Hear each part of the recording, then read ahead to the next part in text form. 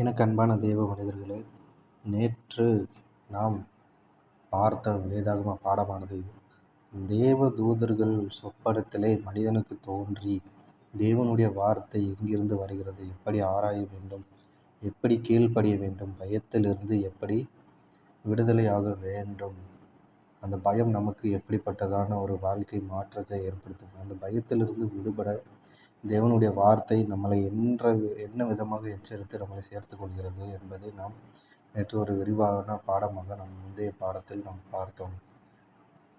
இன்றைக்கு நாம் பார்க்க போகிற பாடம் இந்த ஆண்டவராகிய இயேசு கிறிஸ்துவின் பிறப்புகளும் பழைய தீர்க்கதரிசிகள் மூலமாய், அதாவது பழைய ஏற்பாடு தீர்க்கதரிசிகளாய் நிறைவேறுகிறதையும் நாம் இன்றைக்கு தியானிக்க போகிறோம்.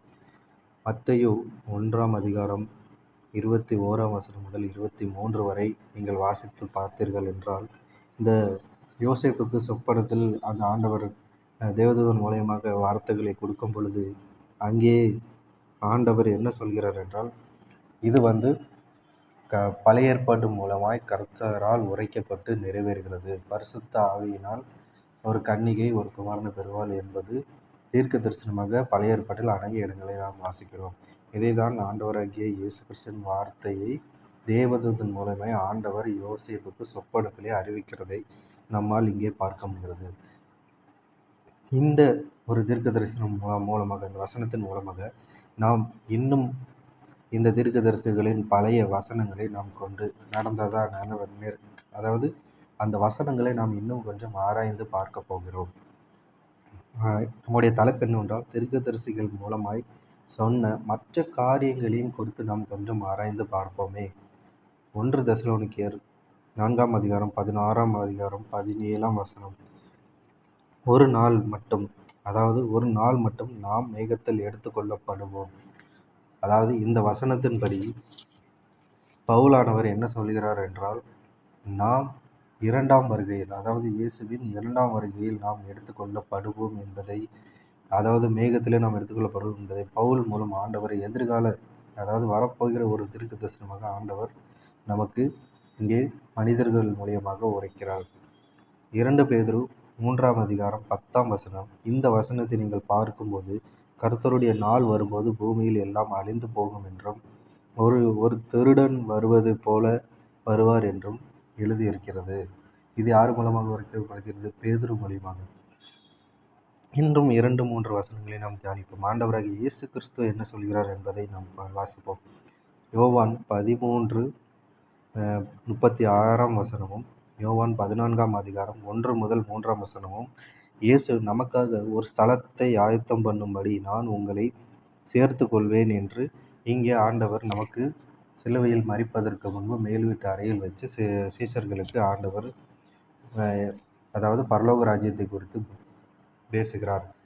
இங்கே நாம் காரியங்களை பார்த்தோமானால், இந்த இயேசு கிறிஸ்துவின் பிறப்பு குறித்தும் தீர்க்கதரிசனமாய் உரைக்கப்பட்டது நிறைவேறியது அல்லவா? நாம் முந்தைய பாடத்தில் பார்த்தோம். ஏரோது ராஜா கலங்கி அந்த சாஸ்திரிகளை கண்டு கலங்கின போது அவர் வார்த்தைகளை கேட்ட பொழுது அந்த பழைய ஏற்பாடு மனிதர்களை அந்த வேதவாதத்தில் வர வச்சு ஆராய்ந்தான் என்று நாம் பார்க்கிறோம். அது நிறைவேறும் என்பதை எழுதியபடி அவர்கள் நிறைவேறியிருக்கிறது என்று அவர்கள் கூறுவார்கள். இந்த மத்தேயு 1ஆம் அதிகாரம் 23ஆம் வசனத்தில் இந்த தீர்க்க தரிசனம் ஒரு கன்னிகை கற்பவதி என்று சொல்கிறார். ஒரு கன்னிகை எப்படி கற்பவதி ஆக முடியும் என்று வேதத்திலே இன்று வரைக்கும் அநேக கேள்விகள் எழுப்பி வருகிறது. ஆனாலும் அங்கே அதிலே விடையும் இருக்கிறது. பரிசுத்த ஆவியால் ஆகும் என்று, பரிசுத்த ஆவியானவரால் நிறைவேறும் என்று அங்கே உரைக்கப்பட்டது தீர்க்கதரிசிகளால் நிறைவேறுகிறது. சொன்ன வார்த்தையின்படி கர்த்தரால் உரைக்கப்பட்டது தீர்க்கதரிசி மூலமாக நிறைவேறுகிறது என்று தேவதூதன் சொல்கிறார்.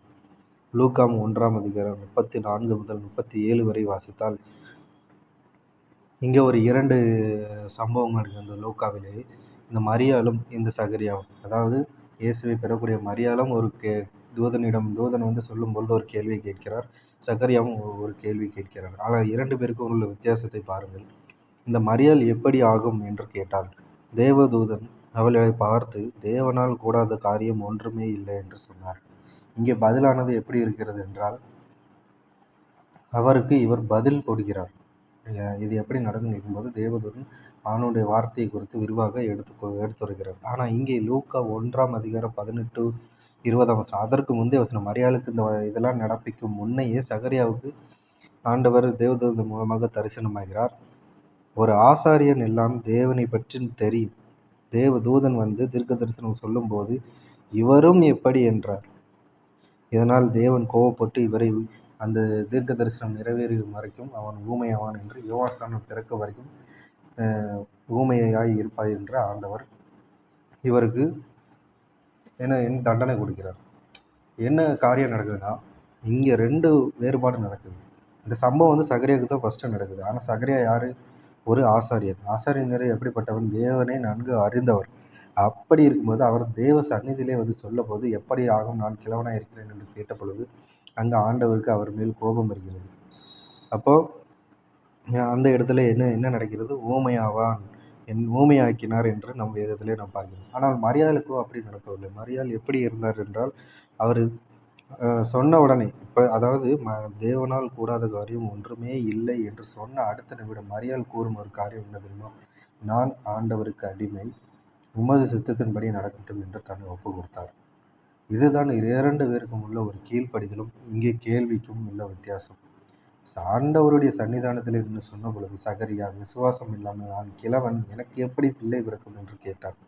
அதனால் கோபமடைந்து தேவன் சன்னிதானத்தில் நின்று கேட்டபடினாலே அவன் வருகிறதுக்கு தாமதமானால் எல்லோரும் வந்து ஆச்சரியப்பட்டார்கள் என்று வேதம் சொல்கிறது.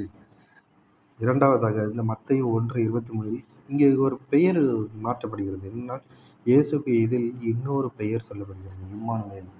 அதாவது ஜனங்களின் பாவங்களை நீக்கி ரட்சிப்பவர் என்று சொல்லப்படுகிறது.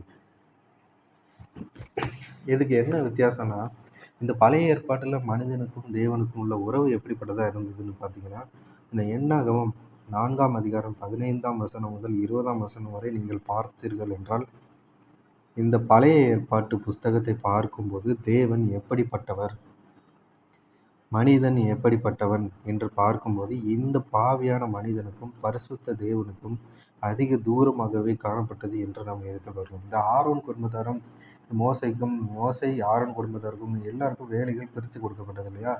அப்போ அதில் இந்த கோத்தார்னு சொல்லி ஒரு கோத்திரம் இருக்குது. அந்த கோத்திரத்துக்கு ஆண்டவர் சொல்லுவார், அவங்க அந்த மகா பரிசுத்தம் உள்ளதாக பொருட்களையே எடுத்து வைக்கும்போது அவங்க சாகாதபடி அவங்களுக்கு தனித்தனியாக வேலைகளை பிரித்து கொடுங்க மோசை வந்து ஆரோனுக்கு கட்டளையிட்டு அவங்களோட பிள்ளைகள் மூலயமா செய்கிறாங்க. அப்போ எந்த அளவுக்கு ஆண்டவருக்கும் மனிதனுக்கும் உள்ள இடைவெளி இருந்தது, அந்த இடைவெளியை யார் நமக்கு பூர்ணமாக்கினார் என்று பார்த்தால் மத்தேயு 27ஆம் அதிகாரம் 50-51ஆம் வசனங்களை நாம் தியானிக்கும்போது, இதிலே இயேசு மரித்த ஆவியை விட்டார் என்று சொன்னவுடன், ஆவியை ஒப்பு கொடுத்தார் என்று சொன்னவுடன், மனிதனுக்கும் தேவனுக்கும் இடையே உள்ள தூரம் ஒரு தேவாலயத்தின் திரைசீலை மேல் தொடங்கி கீழ் வரைக்கும் கிழிக்கப்பட்டு தூரம் குறைந்து ஒரு தொடர்பு ஏற்பட்டதை நம்மளால் பார்க்கணும். உண்மையிலே அந்த திரைசீலைக்கு பின்னாடி ஒரு மகா பெரிய ரகசியம் இருக்குது. எப்படின்னா, கீழிருந்து மேல் நோக்கி கிழித்தான் மனிதன். நடுவிலே கிழிந்து மேலும் கீழ் நோக்கி கிழிந்தால், நடுவிலே கிழிந்திருந்தும் 2ஆக கிழிந்தால் அது வானத்துக்கும் பூமிக்கும் இருக்கிற பிசாசு. ஆனால் மேலிருந்து கிழித்தபடினாலே அது தேவன் என்று நாம் விசுவாசிக்க வேண்டும். இதற்கான விளக்கங்களை நாம் வருகிற பாடங்களில் நாம் இன்னும் அதிகமாக படிப்போம். இந்த எபேசியர் 2ஆம் அதிகாரம் 17ஆம் வசனம் 18ஆம் வசனத்திலே, இந்த தூரம் குறைக்கப்பட்டு சுவிசேஷமாக நாம் ஒரே ஆவியிலே பிதாவின் இடத்தில் போவோம் என்ற ஸ்லாக்கியத்தை இயேசு நமக்கு தந்தார். இதற்கு ஆதாரபூர்வமான வசனமாக எங்கே இருக்குது? எபேசியர் 2ஆம் அதிகாரம் 17ஆம் வசனம் 18ஆம் வசனத்தை நீங்கள் வாசித்தீர்கள் என்றால், நமக்கும் தேவனுக்கும் உள்ள தூரத்தை அந்த பரிசுத்தத்தை, அந்த மகா பரிசுத்த, அதாவது தேவனுக்கும் நமக்கும் உள்ள அந்த இடைவெளியை, அந்த தூரத்தை யார் பூரணமாக்கினார்? இயேசுவானவர் என்பதை நாம் பார்க்கிறோம். 1 கொரிந்தியர் 12ஆம் அதிகாரம் 12ஆம் வசனம் சொல்கிறது, ஒரு மனிதனின் சரீரத்திற்கு ஒரு சபை ஒப்பிடப்பட்டது. இதன் மூலம் அந்த சபைக்கு ஒரு தலைவர் இயேசு என்பதை வேறு. அதாவது நமக்கு சரீரம் ஒன்று, அவயங்கள் நிறையா இருக்குது. ஆனால் இதே போல தான் சபைக்கு தலையானவர் இயேசு என்பதை இந்த ஒப்பிட்டு ஆண்டவர் இந்த வசனத்தின் மூலம் நம்மளோடு பேசுகிறார். இந்த 1 யோவானை குறித்து நீங்கள் வேதத்திலே முழுமையாக நீங்கள் தியானித்தால், அன்பினால் பூரணமாய் வாழ்வது கிறிஸ்தவ வாழ்க்கை என்று வேதம் நமக்கு இந்த அன்பையும் இந்த கிறிஸ்தவ வாழ்க்கைக்குள்ளே எப்படி நாம் பயன்படுத்தணும், நம்முடைய வாழ்க்கை எப்படியா இருக்கும், அன்பினால் பூரணமாய் வாழ்வது கிறிஸ்தவ வாழ்க்கை என்று வேதம் நமக்கு கற்றுக் கொடுக்கிறது. பொதுவாக இந்த தனக்குள் பெரியவன் என்றும், இந்த ஊழியத்தில் சீக்கிரமாய் வளர்பவன் என்றும் இந்த டீம் ஒர்க் பண்ணுவாங்க. அதில் பார்த்தீங்கன்னா 2 பேர் இருப்பாங்க. தனக்குள் தான் தான் பெரியவன் என்றும், ஊழியத்தில் சீக்கிரமாய் வளர வேண்டும் என்றும் ஒரு பெருமையை தனக்குள்ளே வளர்த்துக் கொள்கிறவர்கள் உண்டு.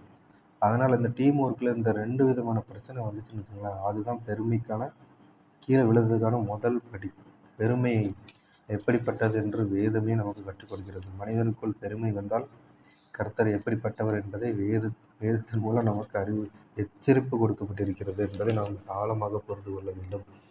கடைசியாக நாம் இந்த நிறைவு பகுதிக்கு நாம் வரப்போகிறோம். இந்த 1 யோவான் 3ஆம் அதிகாரம் 10ஆம் வசனம் முதல் 12ஆம் வசனம் வரை நாம் பார்க்கும் பொழுது, அங்கே நாம் முதலாவது சொன்னோம் 1 யோவான் 1ஆம் அதிகாரத்தை. இந்த 1 யோவான்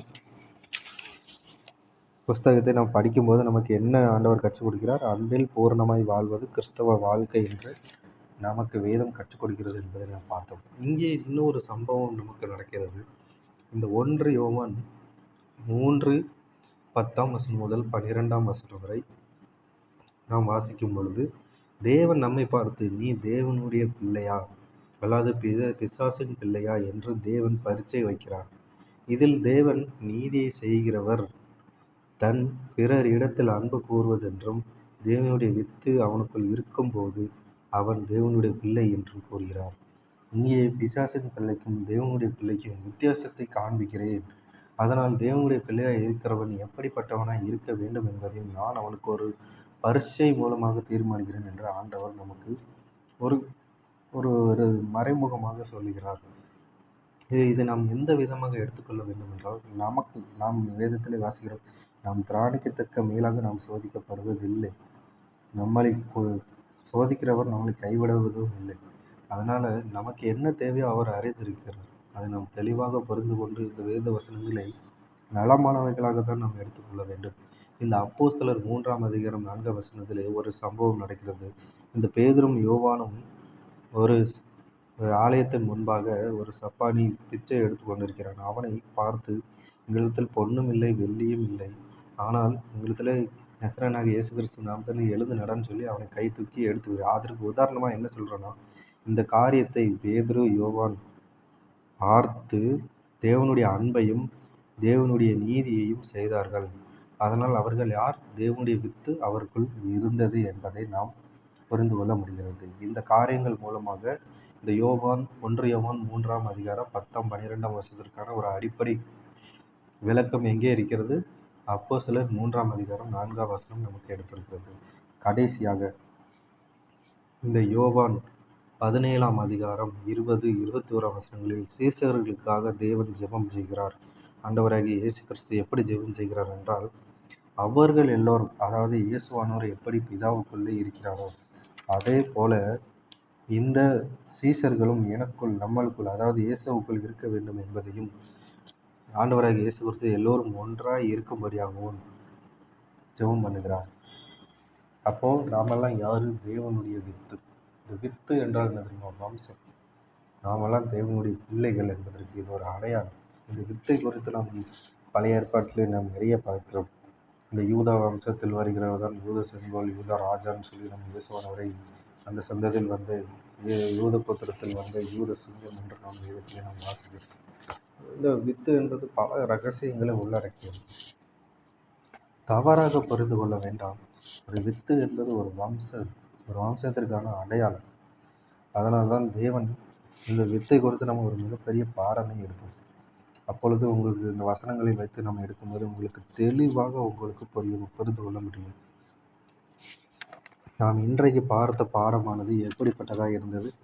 ஒரு தீர்க்கதரிசிகள் மூலமாய் ஆண்டவர் எப்படி எதிர்காலத்தையும் தீர்க்க தரிசனம் உரைத்து நிறைவேற்றுவார் என்பதற்கு அடையாளமாக இந்த மத்தேயு 1ஆம் அதிகாரம் 21 முதல் 23ஆம் வசனம் நமக்கு எடுத்துரைக்கிறது. ஆண்டவராகிய இயேசு பிறந்தார் என்பது பழைய ஏற்பாட்டில் அநேக இடங்களில் தீர்க்க தரிசனமாக உரைக்கப்பட்டது. அது நிறைவேறியது. அதுபோல பரலோக ராஜ்யமும் நமக்கு உண்டு என்பதை பேதுரு மூலியமாக ஆண்டவராகிய இயேசு கிறிஸ்துவின் வாயின் வார்த்தையின் மூலமாக நமக்கு நிரூபிக்கப்பட்டது அல்லவா?